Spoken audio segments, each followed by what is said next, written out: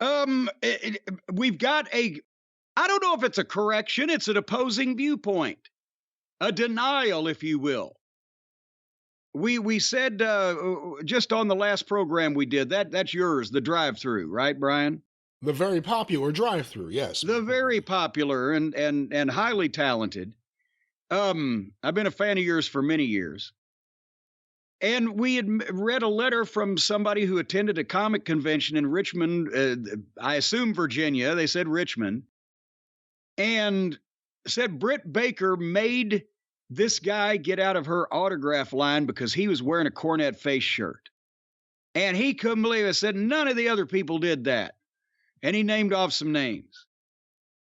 And I was, well, isn't that a fine how do you do, as Aunt Lola used to say. But now that we said that, we read that email from the offended fanfestee. Somebody got on Twitter, of course, because, why wouldn't they?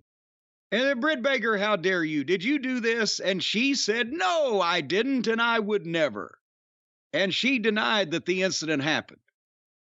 And now the aspersions have been cast in the other direction, back on who's he, what's he, that I don't have the email still in front of me because it was a previous show, but whatever the guy's name was, did he make this up trying to get some attention?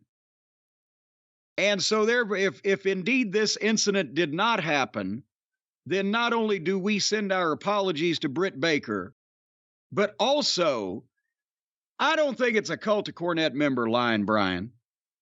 I think it's an infiltrator.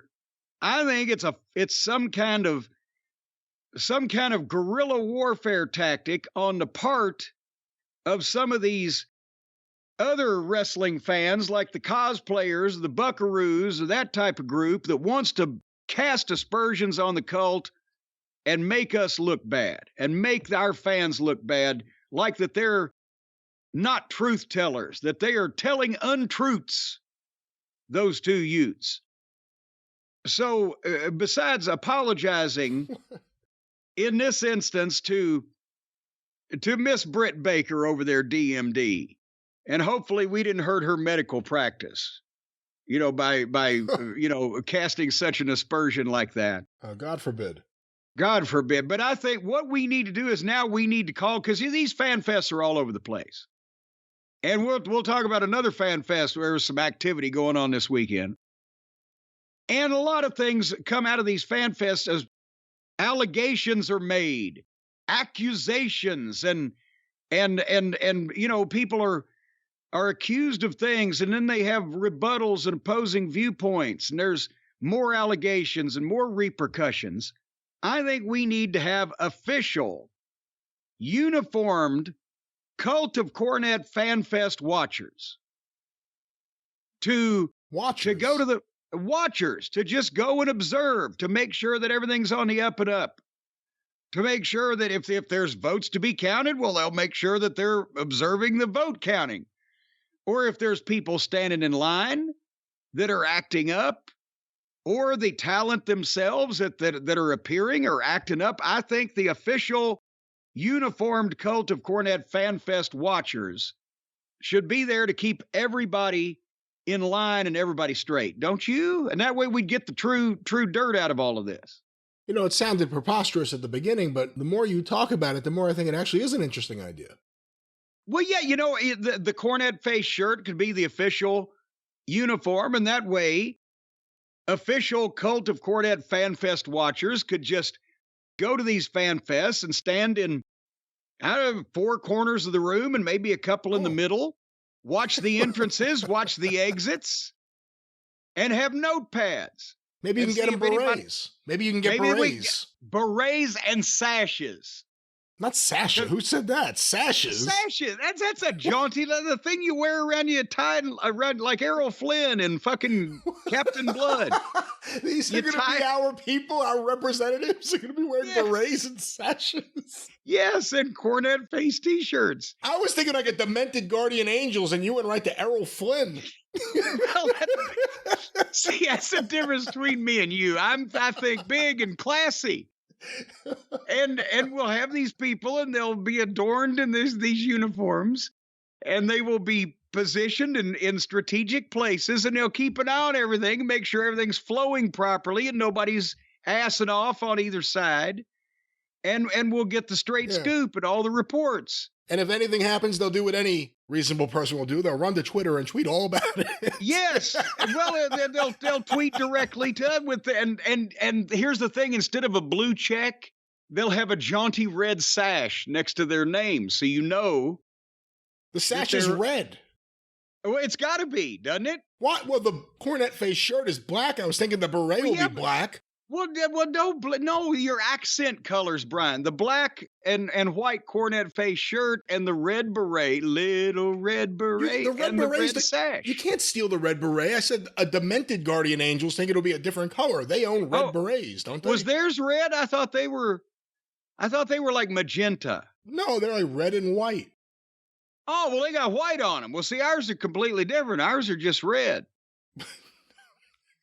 All right, well, if we have to change the color, let's do something let's go with green berets then.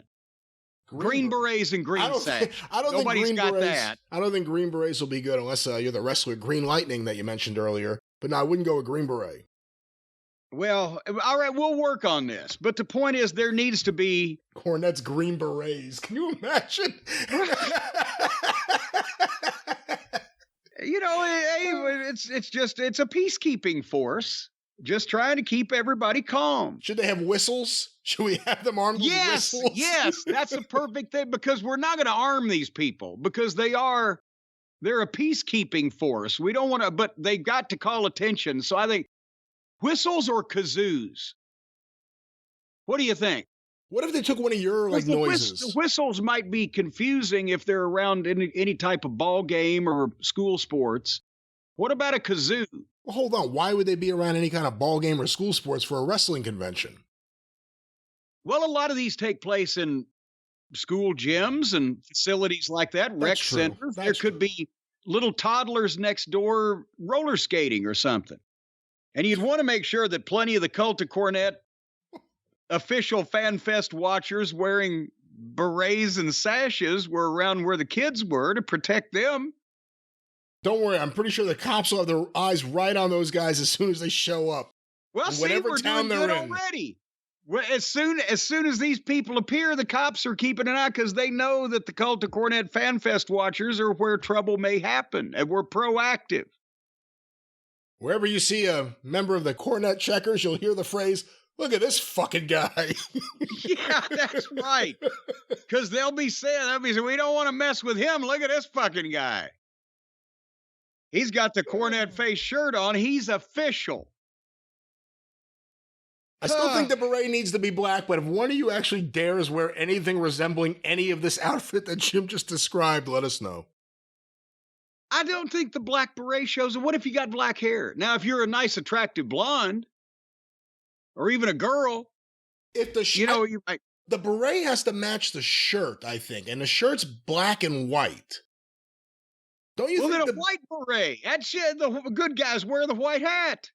But now you've solved it. See, it's like you know what? We'll give and take, little back and forth, spitball until something sticks. White berets and a white sash and the Cornette face T-shirt is the and extra.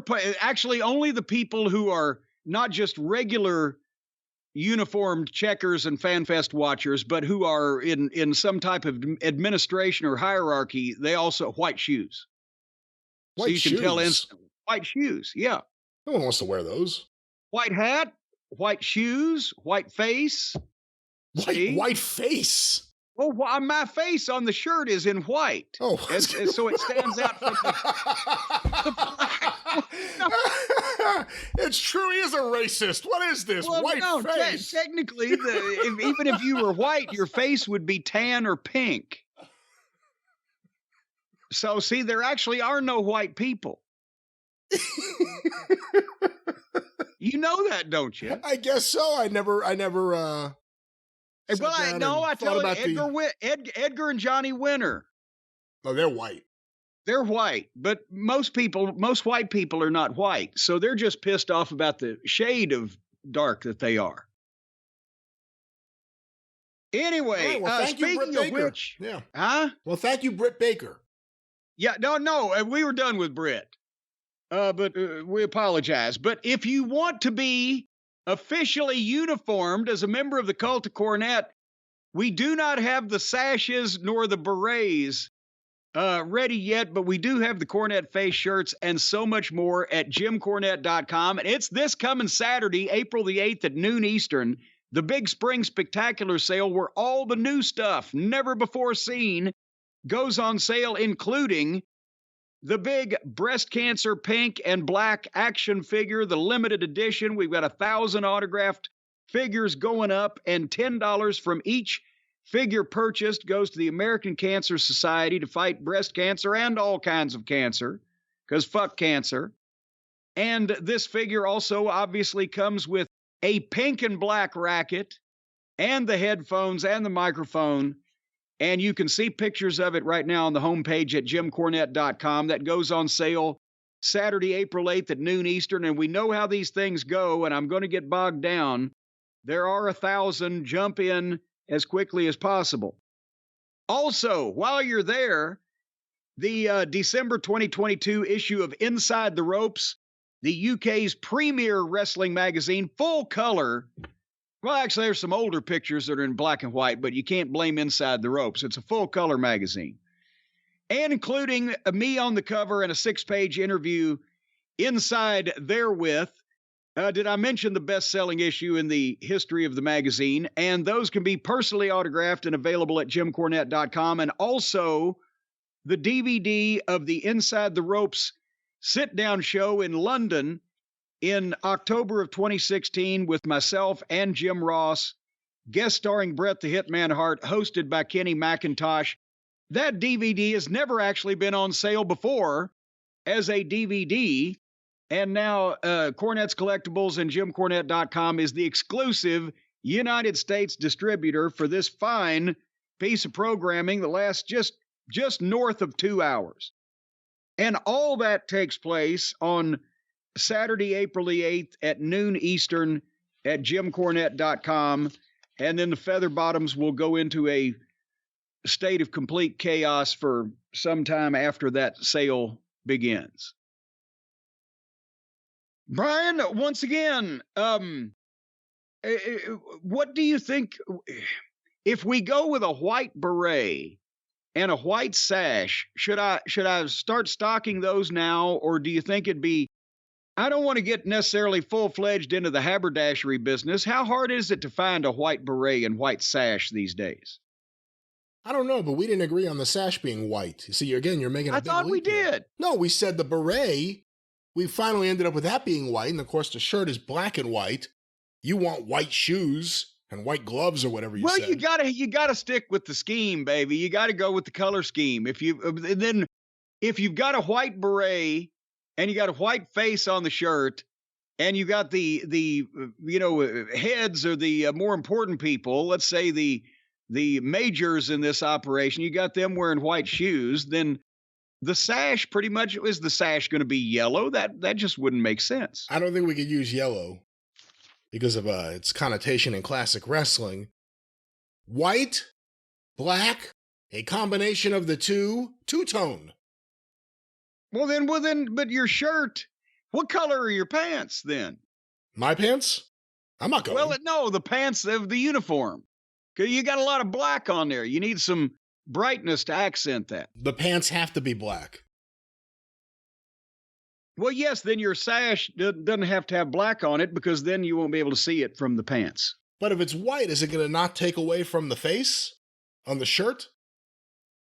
Well, no, because it's below my face, so it could be my neck or my shoulders or my, appendages. All right. Anyway, all right, When you show up on AEW TV with a sash and a beret, this is all going to make sense to a lot of people. And besides that, then I'm going to be carrying a fencing sword with one of those cool little hand guards around it too. Well, on God. Will you have your own musketeers? You know what? I am, and I'm going to be a pirate. And Oh, you know really? where and you know where a pirate keeps his buccaneers? Under his bucking hat. That's where.